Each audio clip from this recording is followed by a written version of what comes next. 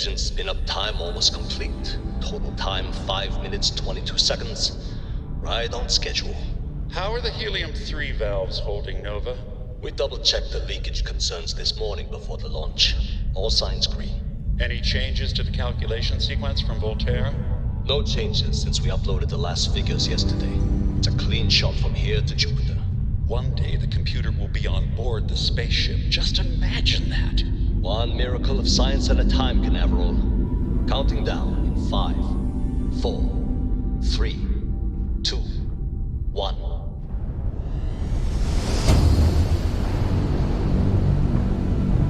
Canaveral, are you reading? All clear, Nova.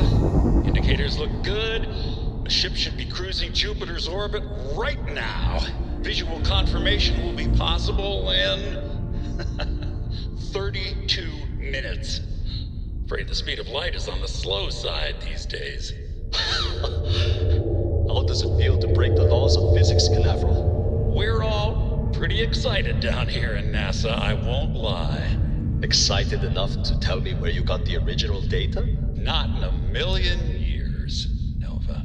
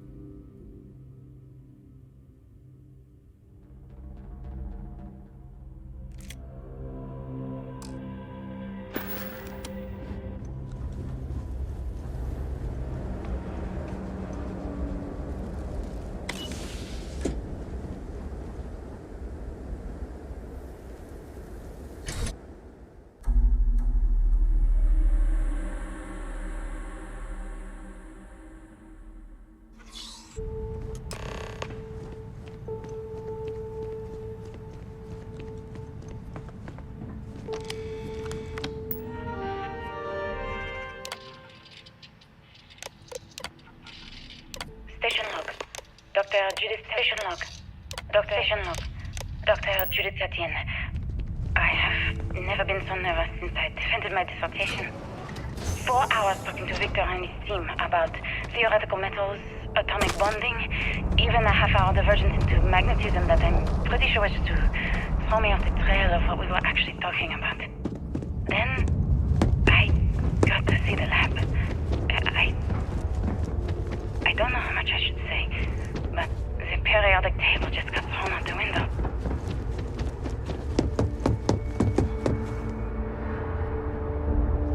I just don't understand where these calculations came from. There's something wrong with the math? I think it's quite straightforward. That's not what I'm asking. We've had no success extracting even a sample of material from the object. No explanation for the gravitational effects. No motion graph to explain its harmonic frequencies. I can't even establish a melting point. Judith. But you've had me building these prototype colliders for months. And now you want me to pump helium-3 into it based on this equation you've written on a goddamn napkin? I just need you to trust me.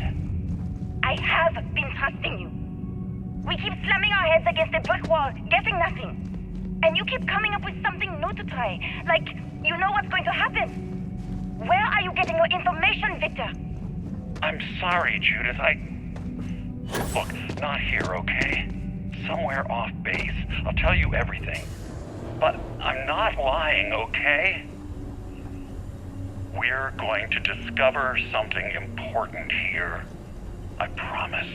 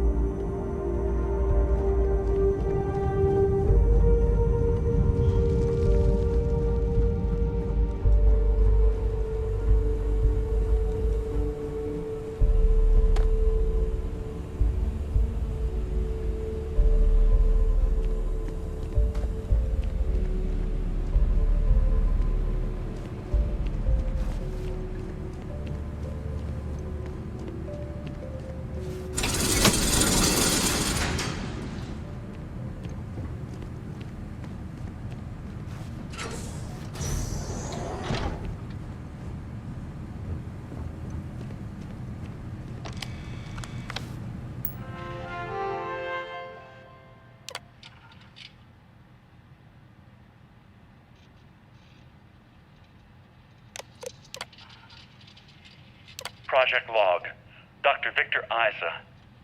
We turned on the prototype today. The gravitational field around it began to fold as we long suspected. Complete reversal of gravitational pull was observed on dozens of loose objects around the lab. I'm setting up a meeting with the directors to propose a larger test. The prototype proves we don't need the original anymore, but further work is going to have to take place in space. Somewhere with abundant helium-3 and with a civilian partner. Someone with access to large-scale manufacturing resources and computational equipment. Engineering gravitational folds pulling the far side of the solar system closer to us? It's all going to be possible. Project Log, Dr. Judith Tatian. I watched the gravjet tests from the moon today. It was the first time we were able to talk to the team at Nova Galactic directly. So many things were under wraps before, but now everyone wants all the publicity they can get. I'm already seeing proposals for manufacturing androids of drives, expeditions to Alpha Centauri and beyond. It's also overwhelming and worrying. It could take years. Decades before we know what all the side effects of operating a grav drive can be. But no one wants to hear that right now. Like a bunch of pioneers racing towards the edges of the frontier without knowing about the grizzly bears in the mountains.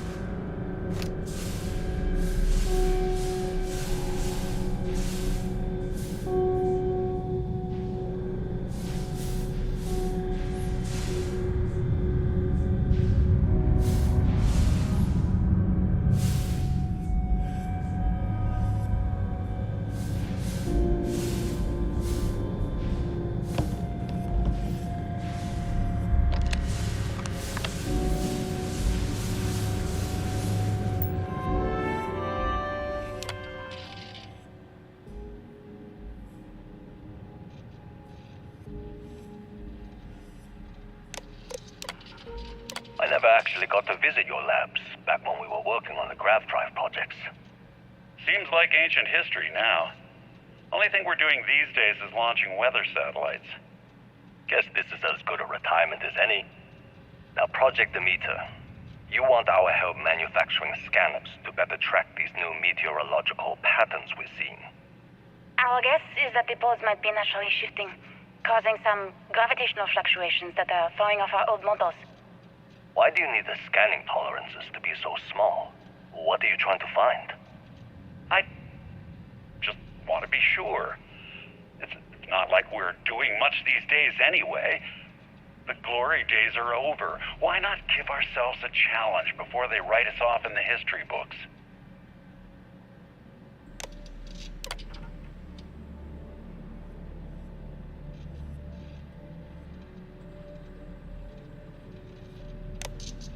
I know what I'm seeing, Victor.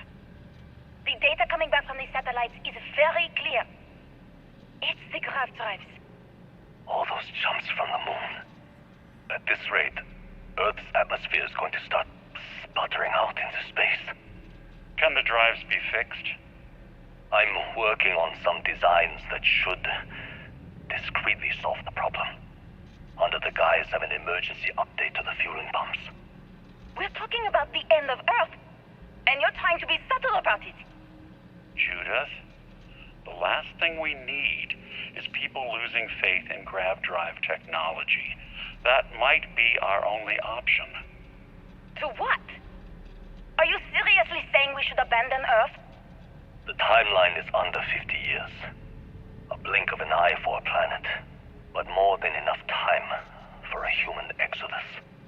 And what do we tell people? We say it's an act of God, one that science has found a solution for. Time for humanity to take its place in the stars. You knew, didn't you? You lied to me. All this time, I dedicated my life to this discovery, Victor. And you knew we were going to kill off our planet? You haven't seen the future I've seen. There's an infinite expanse of promise out there. A meteor could have hit Earth, a plague, another world war. Colonizing other galaxies secures humanity's future for all coming generations, across all time.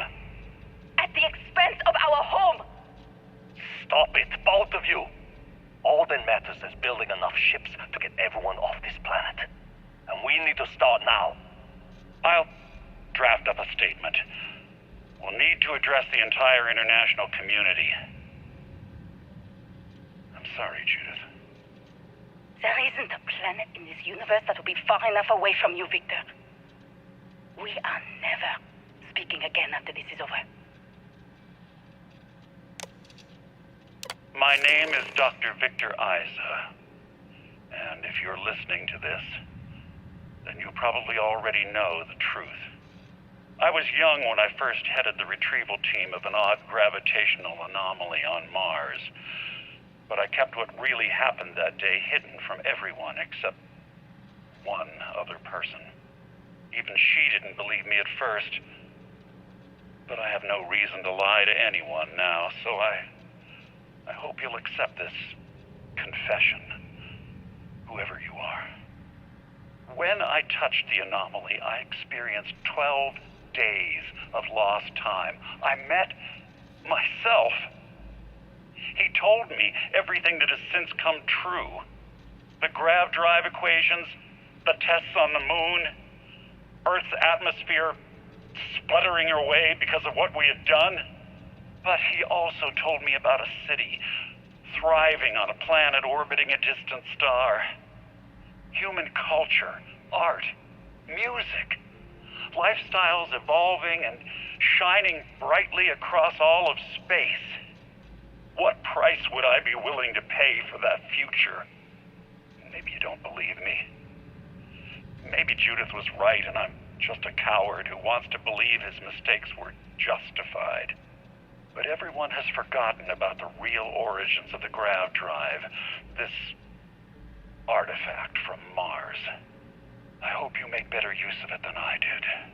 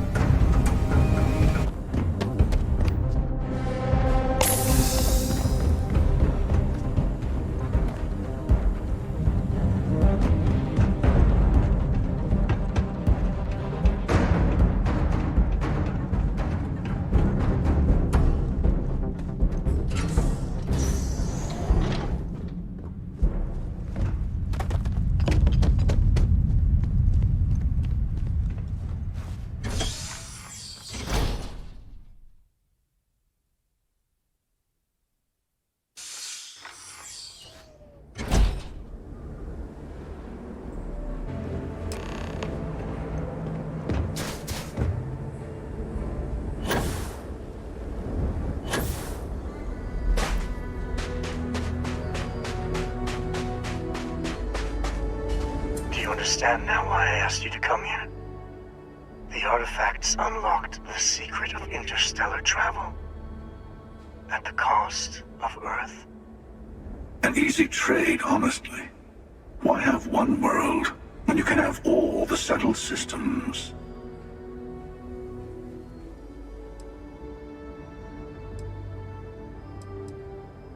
Assuming we weren't going to lose it anyway.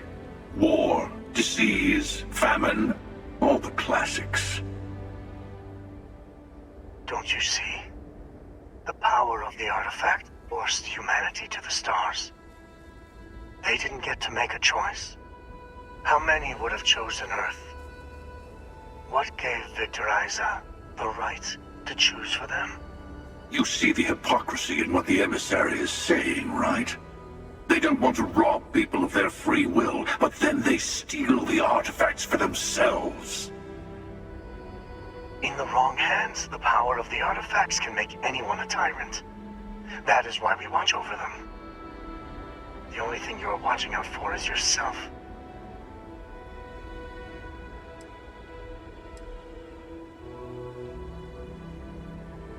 Don't be a fool. The Emissary and I may have our differences, but you do not want to give us a common enemy. For once, he is right. Don't do this. We can collect the final pieces together.